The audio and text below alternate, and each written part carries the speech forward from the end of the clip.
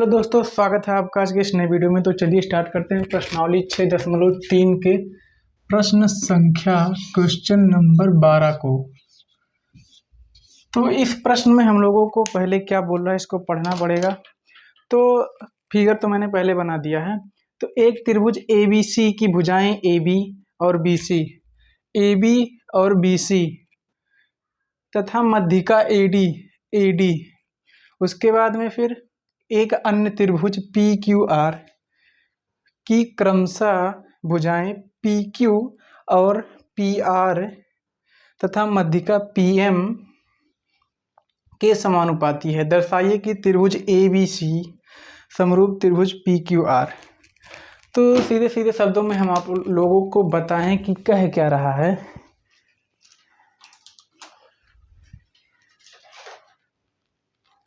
एक मिनट, ये वायर थोड़ा डिस्टर्ब कर रहा है, बज गया है आज।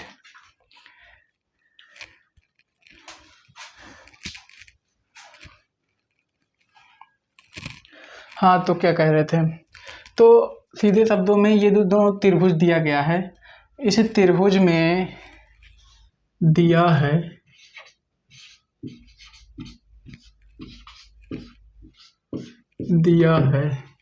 AB बटे PQ एक अनुपात में है, ये दोनों एक अनुपात में है, बराबर BC बटे QR बराबर में RP बटे में नहीं CA या AC बटे में PR ये जो अनुपात में है, समानुपाती हैं, हाँ अनुपात में है। उसके बाद में अब हम लोगों को इसको सॉल्व करना है। तो सॉल्व करने के लिए मैं देखिए वीडियो रिकॉर्डिंग ऑन है, जी हाँ ऑन है। तो अब इसको चलिए सॉल्व करते हैं।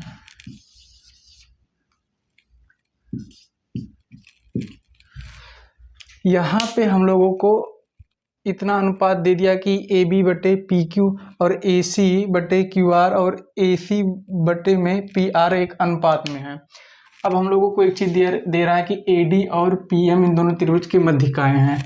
तो अब हम लोग इसी से क्या करेंगे, AB बटे PQ बराबर में BC का आधा करेंगे। तो ये क्या आएगा, ये जो B से C की दूरी है इसका आधा करेंगे, 1/2 BC का आधा।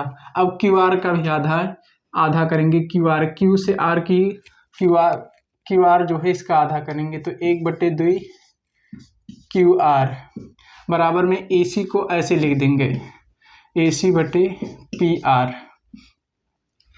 अब देख पा रहे हैं कि यहाँ पे जो BC है, ये BC का आधा जो होगा BD होगा, BC का आधा BD तो ही है मध्यिका जब है। तो अब इसको आगे बढ़ाते हैं, AB बटे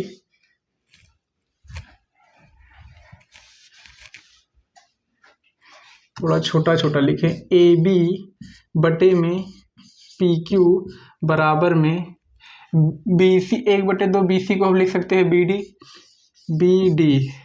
अब QR को लिख 1/2 QR के आधा को लिख सकते हैं QM बराबर में AC बटे PR। अब ये इतनी बात आ गई, AB बटे PQ बटे में बराबर में BD बटे QM बराबर में AC बटे PR। अब जो है त्रिभुज, कौन सा त्रिभुज लें। अब त्रिभुज कौन सा त्रिभुज ABD त्रिभुज PQM समरूप हो गए। AA समरूपता कसौटी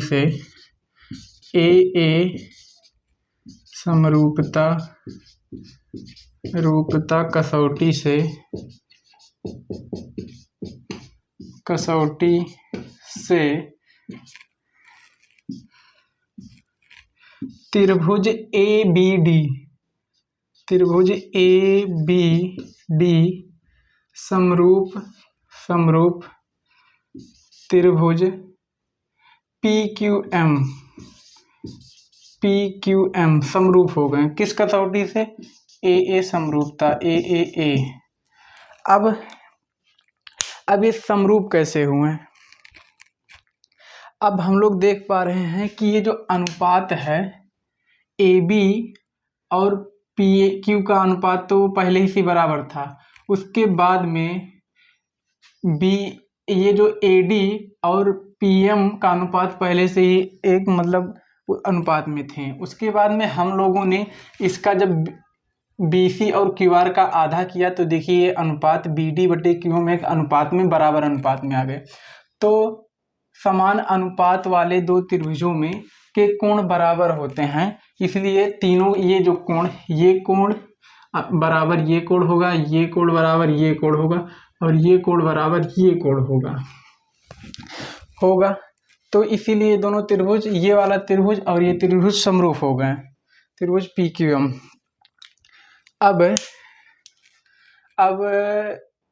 अब होगा क्या?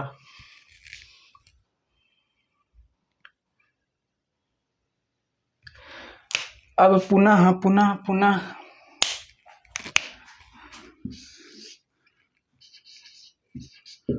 पुनः त्रिभुज ए बी सी तथा त्रिभुज पी क्यू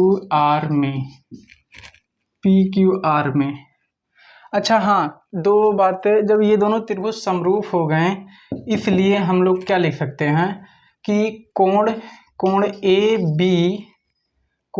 बी सी बराबर कोण पी क्यू एम। ये हो गया क्वेश्चन नंबर फर्स्ट, ये इसमें जरूरत पड़ेगा। अब जब ये दोनों त्रिभुज समरूप हैं, इन दोनों को समरूप करना है बड़े वाले को, तो अब हम लोगों को एक चीज दिया गया है, ए बी बटे पी क्यू बराबर में बी सी बटे क्यू आर। इसको हम लोग छोड़ रहे हैं, ये हम लोगों को दिया गया है प्रश्न में ही, उसको निकालना था। तो हम लोगों को मालूम है ए बी बटे बी सी, ए बी बटे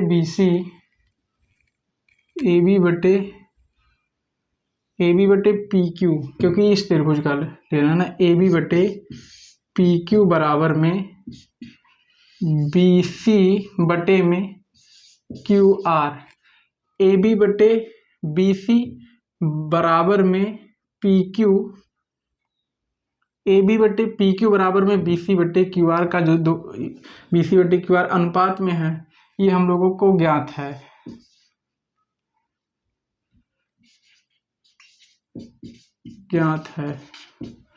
ये हम लोगों को ज्ञात है।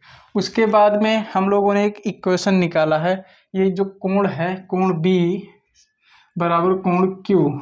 ये आप लोग देख सकते हैं कि ये दोनों, ये त्रिभुज और ये त्रिभुज छोटा वाला जब समरूप है तो ये कोण बराबर होंगे, ये भी कोण बराबर इसके होगा और ये कोण बराबर इसके होगा। तो ये देखिए दो साइड का जो है अनुपात बराबर हो गया। अब कोण ए बी डी,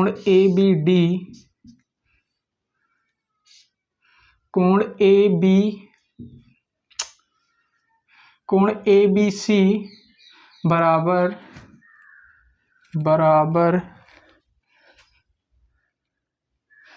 जब हम लोग इस दोनों ए बी डी रहेगा यहाँ पे, हाँ यहाँ पे एम है। अब कोण ए बी डी, जब कोण ए बी डी बराबर कोण पी क्यू एम था, यहाँ तक कोण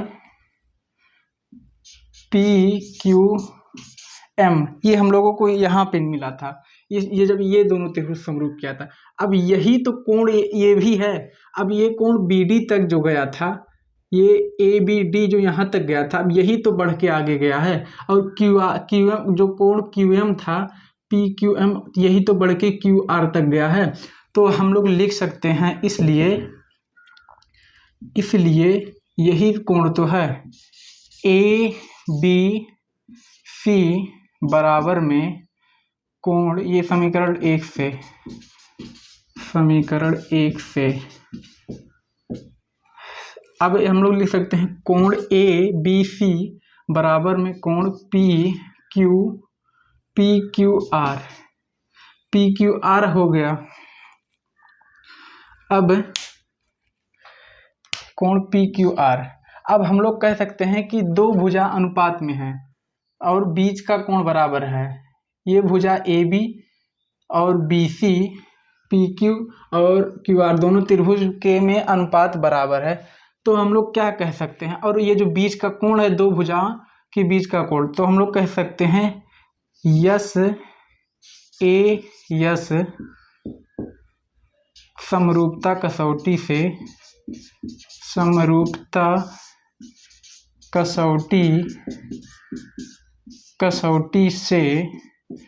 SAS समरूपता कसौटी से, मतलब SAS समरूपता कसौटी क्या है, दो भुजा, किसी त्रिभुज की दो भुजा तथा उसके बीच का कोण, ये भुजा जैसे ये भुजा और ये भुजा तथा इसके बीच का कोण, जैसे दो त्रिभुज है, इसकी ये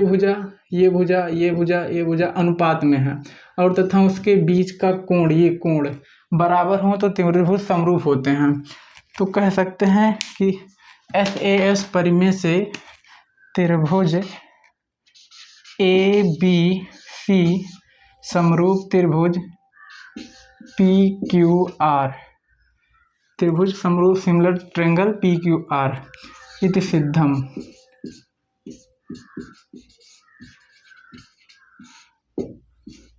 इसको मत नोट कर लीजिएगा, थोड़ा लोगो है मेरे चैनल का, वाटर मार्क कह सकते हैं कि वीडियो कोई कॉपीराइट चुराए ना, क्योंकि मुझे तो कोई पहचानता नहीं है, कोई भी वीडियो अपलोड कर सकता है। तो हाँ, यहाँ तक आपको समझ में आया तो वीडियो को थोड़ा रिस्पॉन्स दे दीजिएगा और मेरी हेल्प के लिए मेरे यूट्यूब चैनल में जाइएगा, पीछे बैनर लगा है, उस पर QR कोड है, मेरी हेल्प के लिए 10 रुपये दे दीजिएगा। थोड़ा अभी मुझे पैसे नहीं मिल रहे हैं तो ज़रूरत इसलिए है क्योंकि थोड़ा इंक ख़त्म हो जाता है तो पास रहता नहीं, और सारा का सारा जो मतलब खुद खर्चा करना पड़ता है। तो अगर जिसका दिल करे, जिसका इच्छा हो खुद से, वो दे सकता है, बाकी ज़बरदस्ती तो कौन कर रहा है। मिलते हैं नेक्स्ट वीडियो में, तब तक के लिए जय माँ सरस्वती।